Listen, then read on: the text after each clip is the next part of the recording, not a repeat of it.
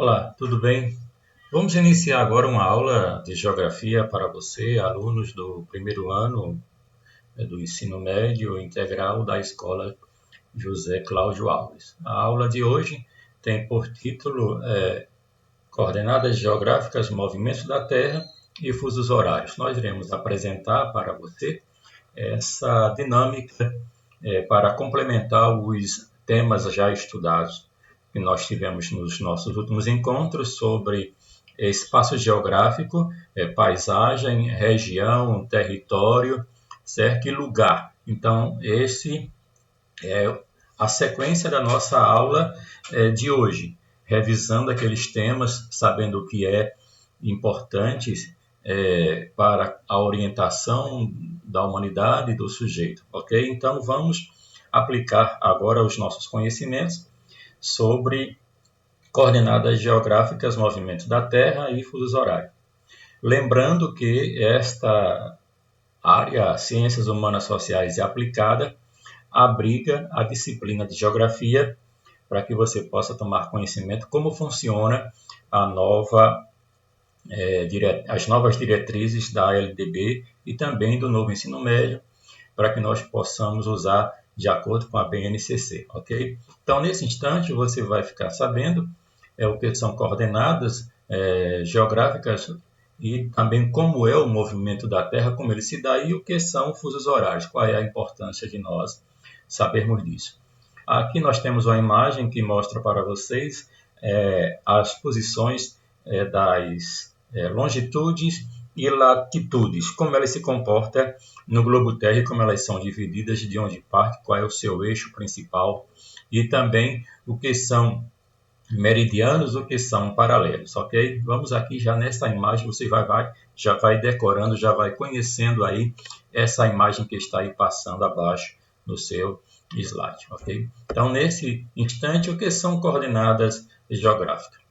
A área do nosso planeta é de aproximadamente 510 milhões de quilômetros quadrados.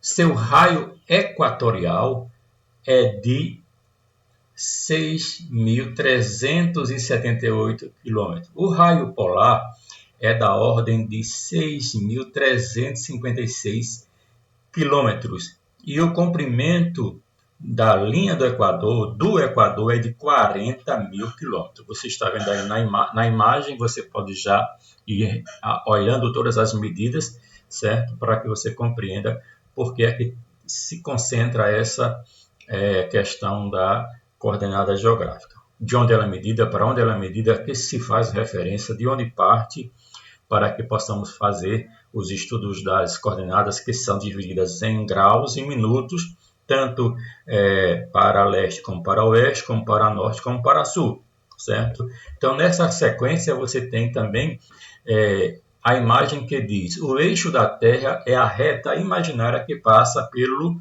planeta e define nas suas superfícies dois pontos, o Polo Norte e o Polo Sul, onde você vê aqui a UN determinando, e aqui a linha no centro da bola que representa o globo é a coordenada zero, é o Greenwich zero, certo? É Equador e o ponto de Greenwich ponto zero, onde são a partir daí calculadas as coordenadas geográficas. Sul, norte, ou norte e sul, certo? A partir daí você entende essa questão, ok? Então, o planeta Terra é cortado por linhas imaginárias cuja função é localizar qualquer ponto em sua superfície. Com essa finalidade, determinam-se as coordenadas geográficas, a longitude e a latitude.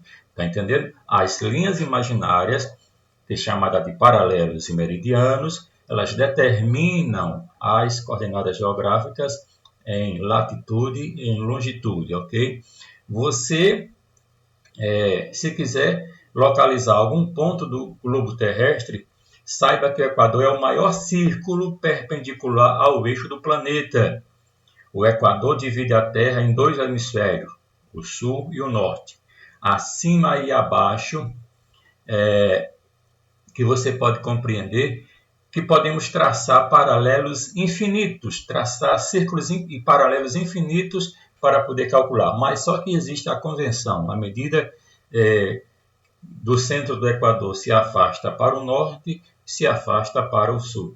E também eles diminuem de tamanho, certo? Então, paralelo é uma circunferência imaginária em plano paralelo do plano equatorial.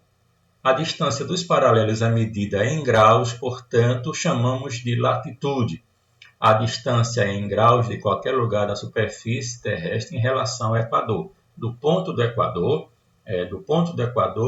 que mostrei na imagem anterior, você pode medir 90 graus ao norte e 90 graus ao sul. Aí está a posição do hemisfério norte, o plano equatorial, a linha do Equador e o hemisfério sul.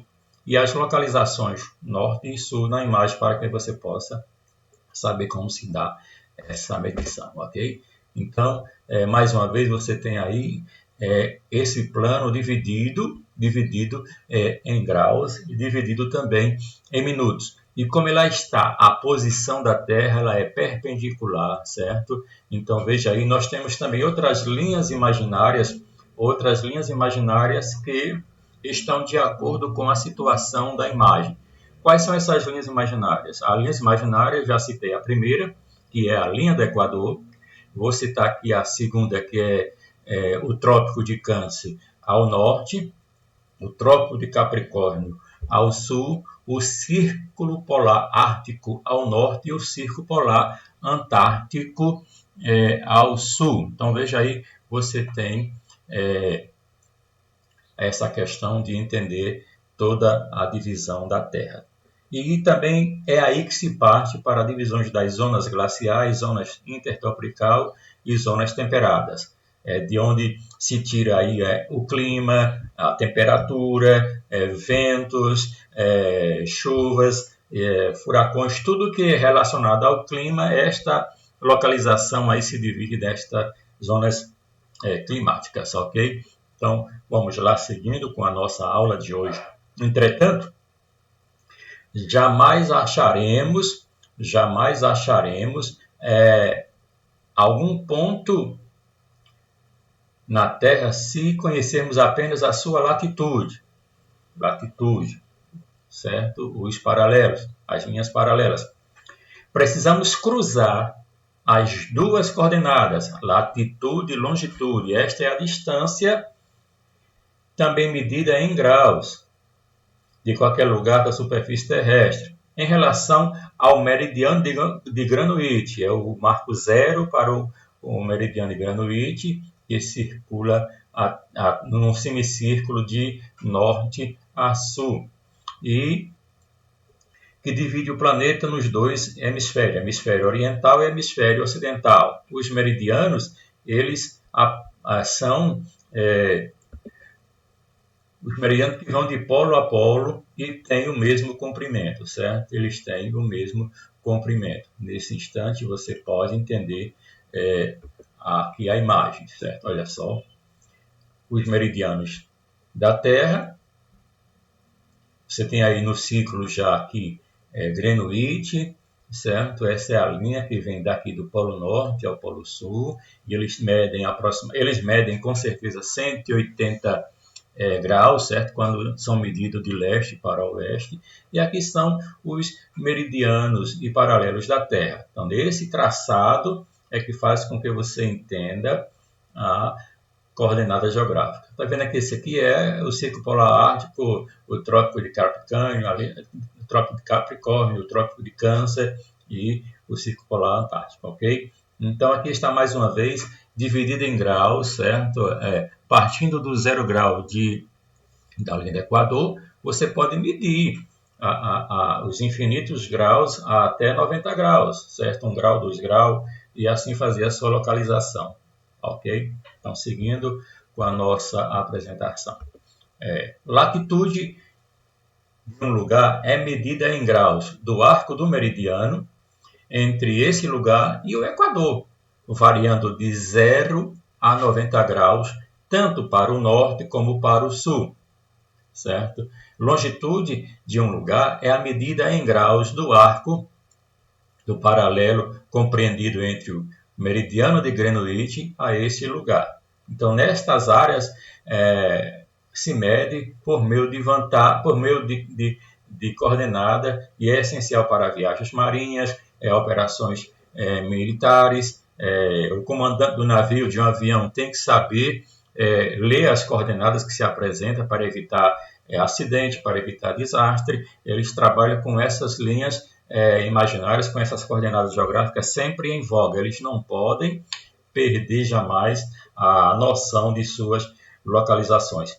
A localização de uma área do planeta por meio das coordenadas geográficas é essencial, como disse, para as viagens marítimas, navegações aéreas, operações militares. O comando de um navio, o piloto de um avião e os generais que coordenam ataques precisam saber o ponto de destino e, em casos de guerra, as regiões que serão atingidas com os mísseis, com os bombardeios e assim por diante. Veja aí a importância das coordenadas para toda uma logística de comerciais, de aviação, de transporte, de viajar nas linhas aéreas, de viajar no mar e assim por diante. Okay? Agora vamos passar para o assunto de rotação e translação. A Terra realiza diversos movimentos e os principais são a rotação e a translação. A rotação é o movimento que a Terra faz em torno do seu próprio eixo, tendo duração de 24 horas. A principal consequência é a sucessão das noites e dias. A rotação se dá no sentido de oeste para leste, certo? No sentido, como nós chamamos, no sentido horário, né? É o sentido anti-horário, como nós queremos mostrar em seguida aí para vocês, ok? Então, aí está. Esta é a posição real da rotação da Terra. Veja aí como ela se dá para que você possa compreender e se localizar em qualquer situação que possa estar passando durante a sua existência, certo?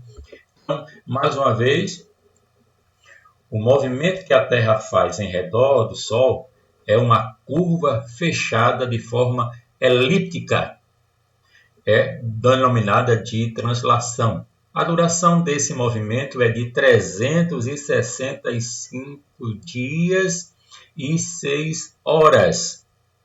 O planeta encontra-se mais próximo do Sol, periélio, no início do ano, e mais distante do Sol, o afélio, no meio do ano.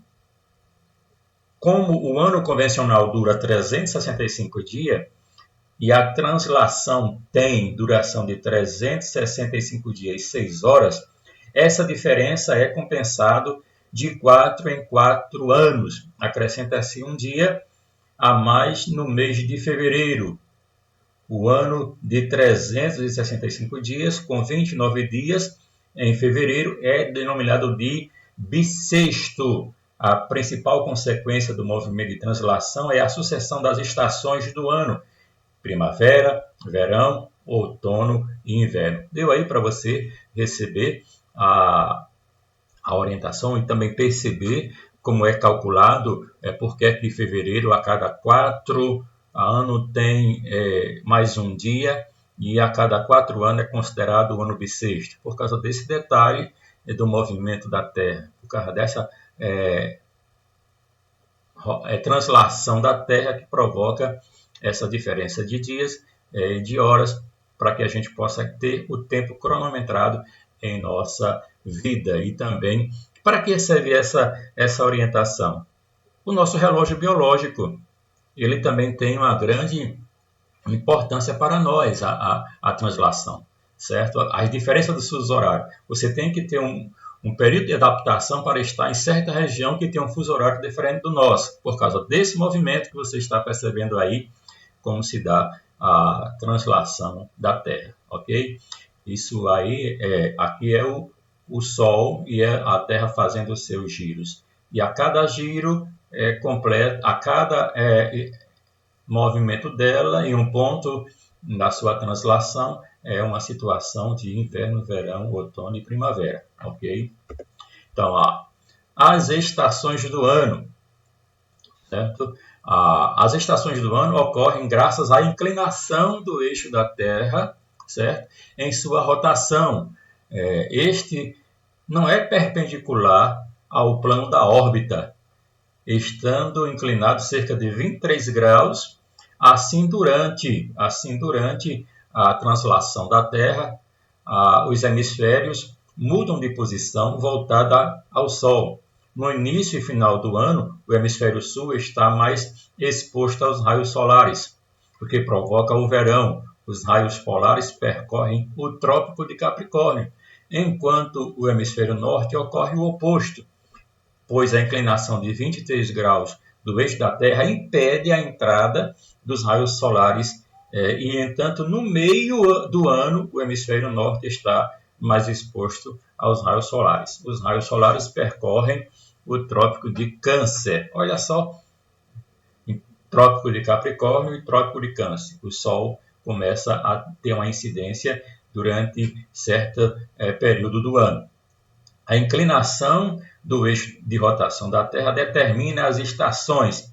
Observando, se os eixos não fossem inclinados, os dois hemisférios do planeta receberiam a mesma quantidade de Sol durante todo o ano. Isso significa que a duração do dia e da noite seriam sempre iguais e que as estações climáticas inexistiriam. Olha só, por causa dessa inclinação, certo?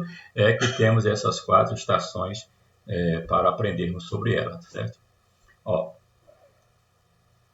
no dia 21 de março,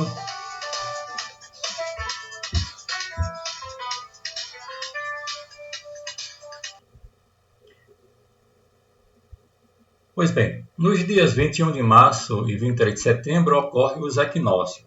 Os raios solares atingem de maneira igual os dois hemisférios. Dessa maneira, você pode estar entendendo que o que acontece é a posição da Terra em relação ao Sol, que gera igualdade entre a duração do dia e da noite, ok? Então, vocês vejam aí o que acontece, né, com os equinócios. Os solstícios de verão são as datas que, graças à disposição da Terra em relação ao Sol, essa posição que acontece representam as maiores, ou acontecem as maiores diferenças entre a duração do dia e da noite. Em 21 de junho, o hemisfério norte recebe mais luz solar. Assim, o norte inicia o verão e no sul o inverno. Em 22 de dezembro, de acordo com a posição, ocorre o oposto. Tem início o inverno no hemisfério norte e o verão no hemisfério sul. Estas são as questões de solstícios, né? Olha só o solstício, o equinócio, o solstício que acontece de maneira tão interessante. Nessa imagem você pode contemplar a mesma posição em que a Terra roda, gira, translate, né? Faz a sua translação de um momento para outro, gerando assim dias diferentes, noites diferentes em cada estação do ano. No dia 21 de março e 23 de dezembro ocorrem os equinócios. Os raios solares atingem de maneira igual os dois hemisférios, certo? Como nós estamos mais uma vez mostrando para você. E o que acontece? No norte acontece o que nós chamamos de primavera e o outono no hemisfério sul. Em 23 de setembro, o outono atinge a parte do hemisfério norte e o hemisfério sul vive o esplendor da primavera. Com mais tempo, com mais oportunidade, nós podemos fazer pesquisa. Você pode fazer pesquisa para compreender toda essa dinâmica de outono, inverno, primavera e verão.